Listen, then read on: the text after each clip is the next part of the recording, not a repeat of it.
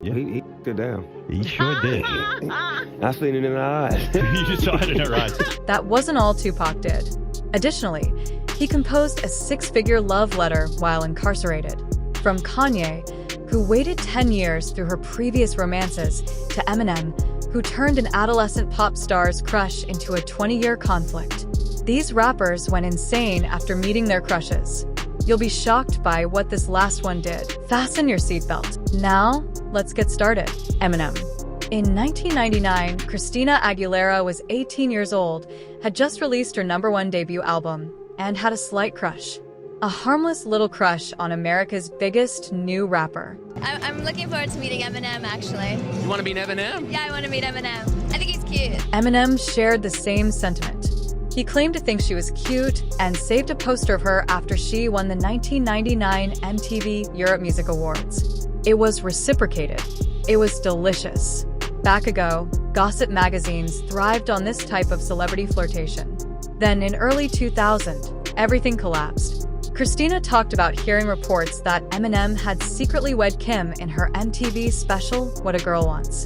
She also brought up the unsettling lyrics of his song, 97 Bonnie and Clyde, in which he raps about killing the mother of his child. And it's kind of like aggravating to listen to, you know what I mean? It's really, I don't know, some of his albums kind of disturbing a little. He wasn't even being attacked by her.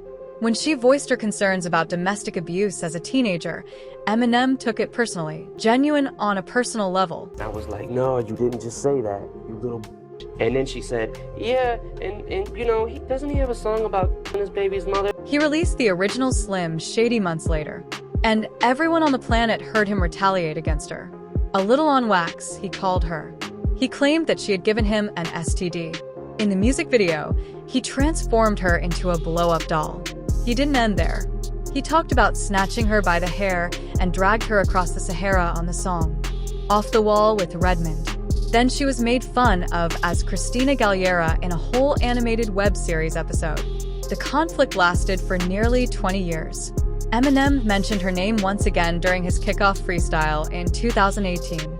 Finally exhausted, Christina delivered her assessment on Watch What Happens Live. Yeah, I mean that's real thirsty. I don't know what's going on. 18 years of misogynistic public conflict resulted from a teenage crush. Eminem went as far as that. Drake. When Rihanna was filming Ponda Replay in Toronto in 2005, Drake got to know her. She was already a star, and he was just a child in the background. The man was unable to let her go after that. In 2009, shortly after her breakup with Chris Brown, they were seen making out at NYC's Lucky Strike bowling alley. Rapping about feeling like a pawn after she gave him quality time and then vanished, Drake immortalized the evening in his song Fireworks. That ought to have been it. It wasn't. It was just the start. Drake made references to Rihanna in album after album throughout the course of the following 15 years, including What's My Name, Take Care, Marvin's Room, and The Ride. There was a Rihanna chapter hidden in every phase of his career. The rumors of intermittent dating peaked in 2012, the live performances were intense, and the collaborations were sensual.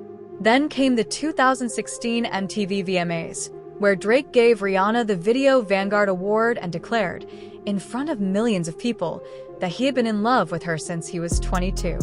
He gave her a kiss. Rihanna gracefully left as the internet collapsed. She told Vogue a year later that although they were no longer friends, they were also not adversaries. She went on. Drake didn't. By 2023, Rihanna was a mother of two with A$AP Rocky, fully content and settled. Drake's album All the Dogs was released, and astute fans noticed subtle jabs on songs like Fear of Heights, lines that seemed to be directed at her current relationship and even her vacation spots in the Antilles, a clear allusion to Barbados. It's hardly romance when a man writes about a lady 20 years after they hardly dated and she's raising children with someone else. He developed a whole discography as a result of this obsession. West, Kanye. Before Kim Kardashian was even Kim Kardashian, Kanye West fell in love with her. He was finished when he spotted a picture of her standing next to Paris Hilton in the early 2000s, when Kim was only a stylist for Brandy. He later said to the public that as soon as he laid eyes on that girl's face, he wanted to marry her. I wanted to marry that girl from the first time I saw her, and I just had to wait through a bunch of relationships to finally get my chance. That's the problem. Kanye was holding out. In reality, he was wading through all of Kim's relationships, including those with Chris Humphries and Reggie Bush. He bided his time, remained close as a buddy, and kept his eyes on the prize. You know, next I expressed it in songs like Lost in the World. I wrote like this poem to her, and it ended up being the lyrics for Lost in the World. Even while she was married to someone else, he composed a sonnet for her. The words to Lost in the World, "Off my beautiful, dark, twisted fantasy" were taken from the poetry. In 2012, he was given the opportunity, and he didn't waste it.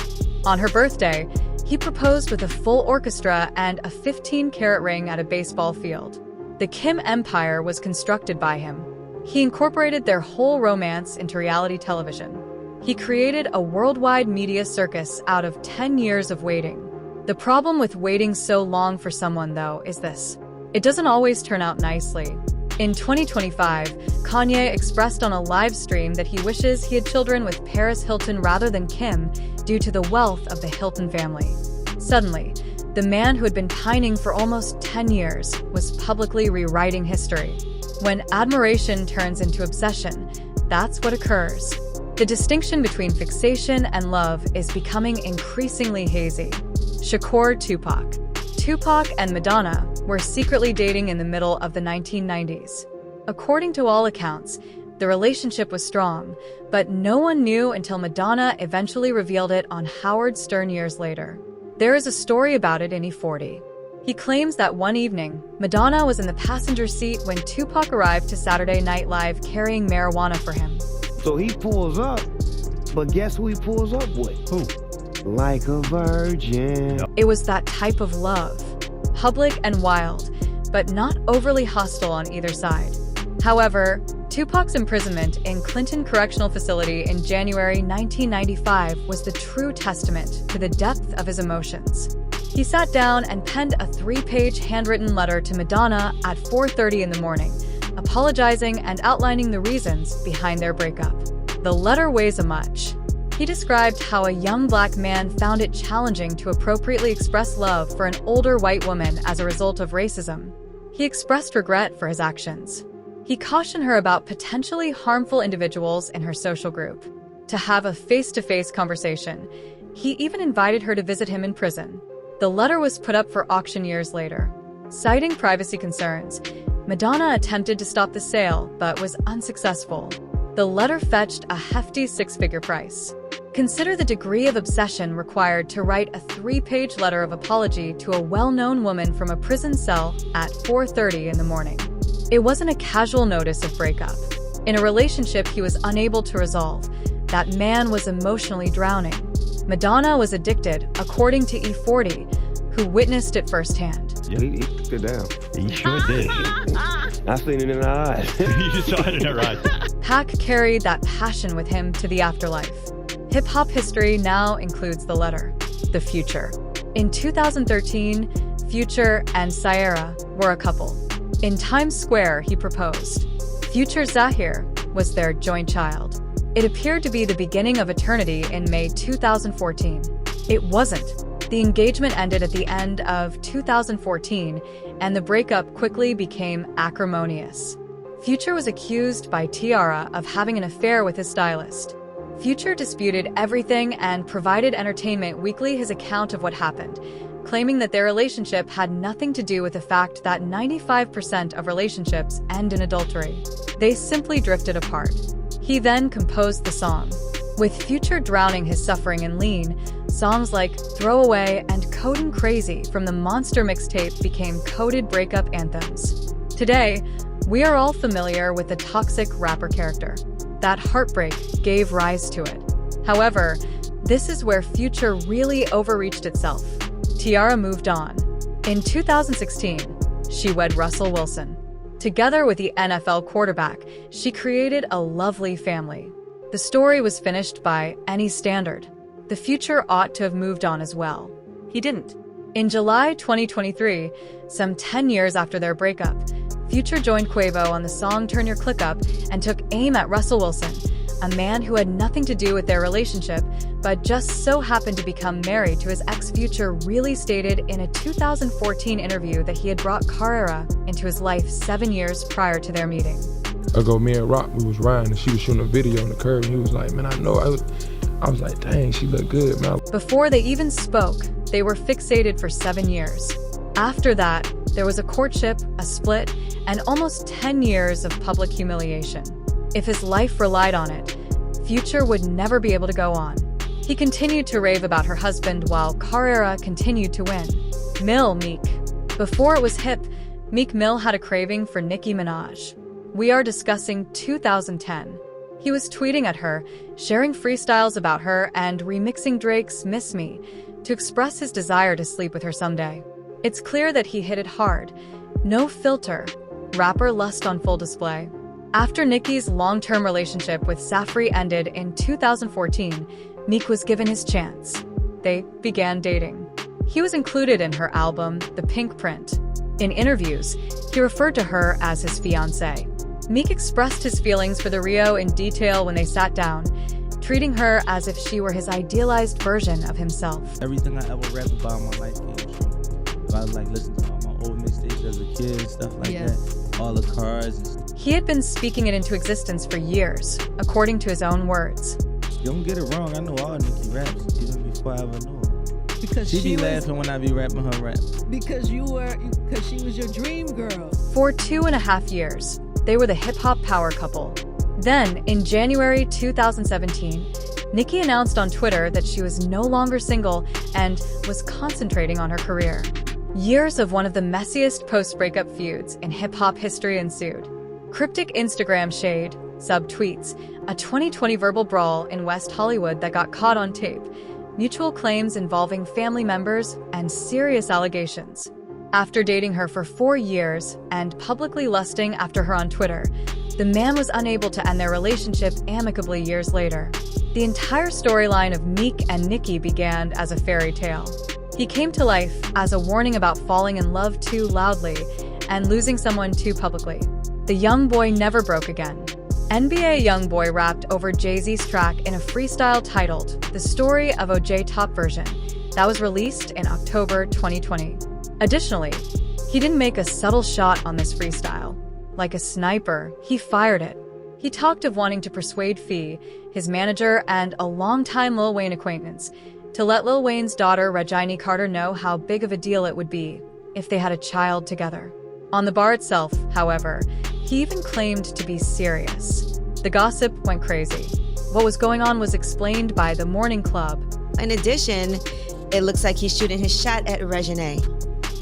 I thought he was with Floyd Mayweather's daughter, right? When YFN Lucci, who had been in an intermittent relationship with Regina, clapped back forcefully, things got rougher. Just a clever line, but YFN Lucci didn't think so.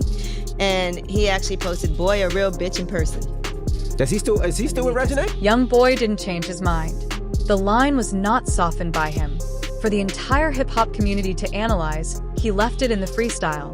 A clear, direct, and public jab at the daughter of a legendary rapper, with her ex-boyfriend responding in real time on Instagram. Regina's direct response is never documented. No bond developed from the start.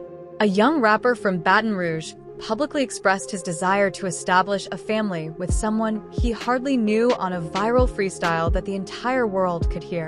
It's not even close to being covered with bold. Hey Gotti. The majority of rappers who give their all in a song receive little in return. He made a successful song into a real relationship, Yo Gotti.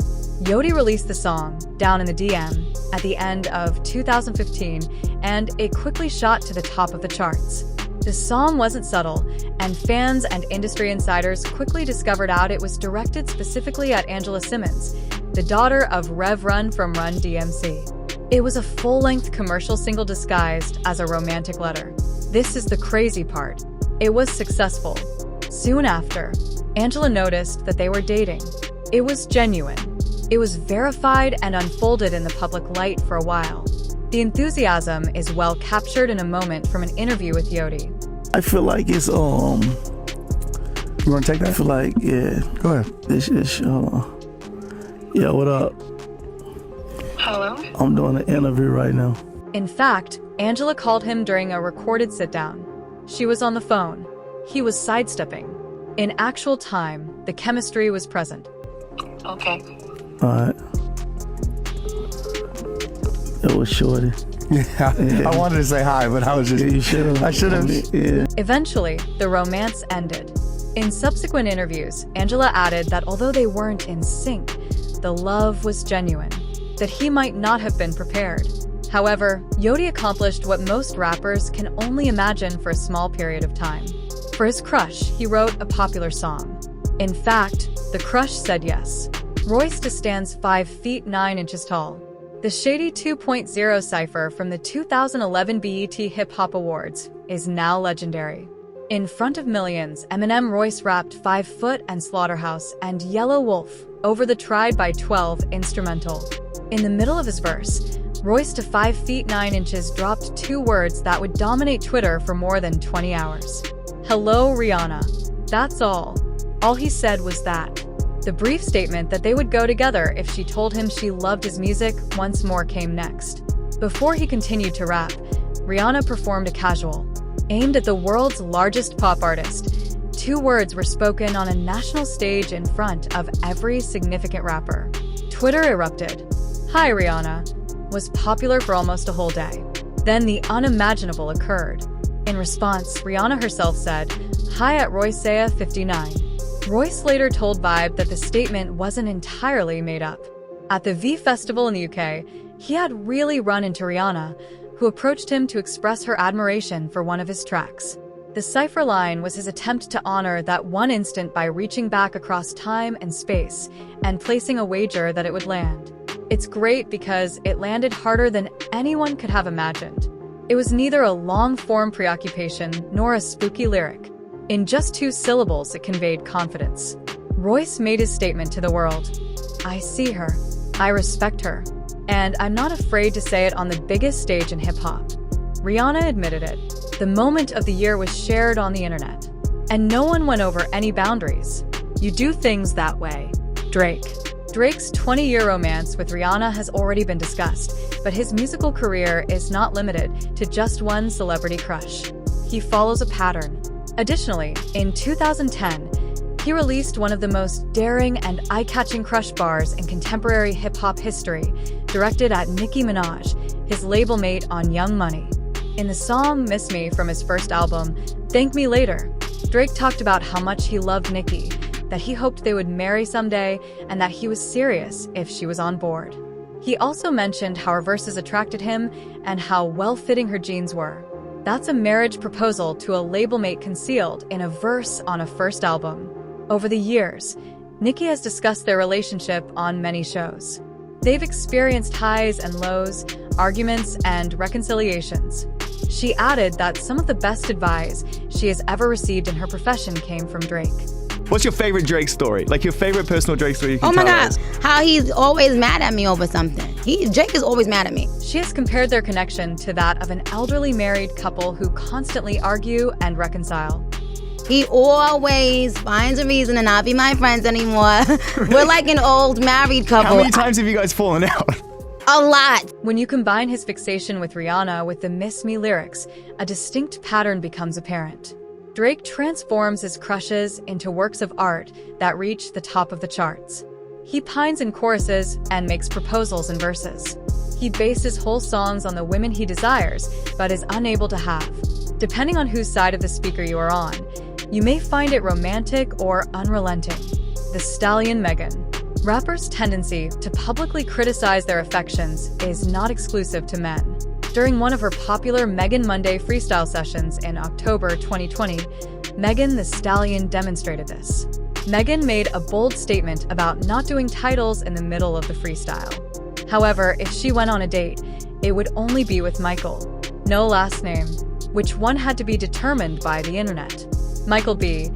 Jordan was chosen by the majority of fans. In all honesty, the data is compelling. She said, I'm a hot girl, I don't do titles. If I do date, it would be Michael. When she said that, I kind of stopped and said, They already had ties in the public eye. They both served as coaches' representatives.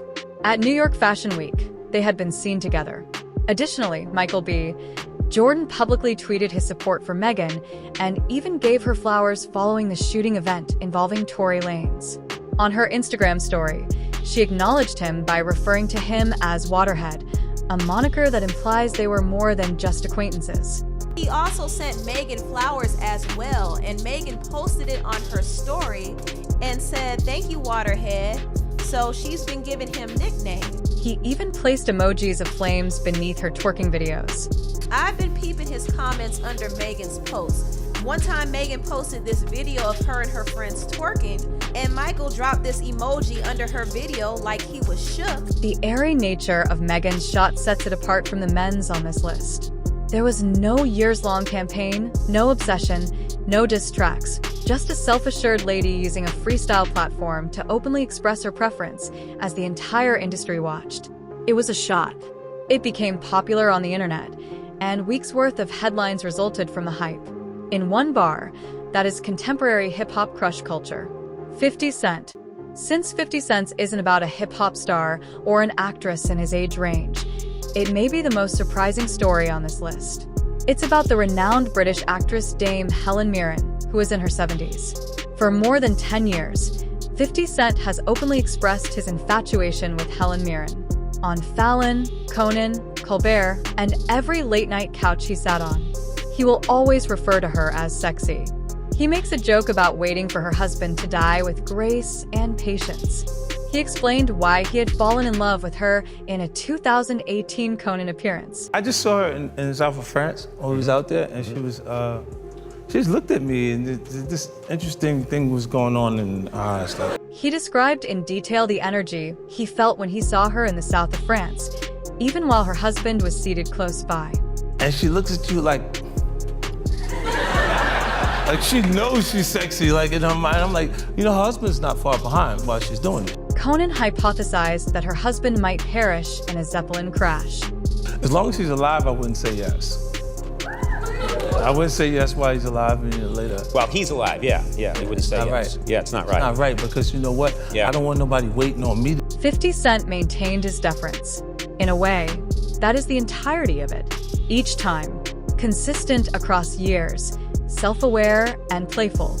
In contrast to the majority of the stories on this list, 50 Cent's version of going too far is going too far with a joke, bringing it up so frequently on so many platforms that Helen Mirren had to address it in her own interviews. It's a persistent joke that won't go away. And 50 Cent's harmless, persistent comedy crush is, quite frankly, the most endearing song on the list of diss tracks, jail letters, and decades of public pining. To view further films similar to this one, click on one of the cards on your screen.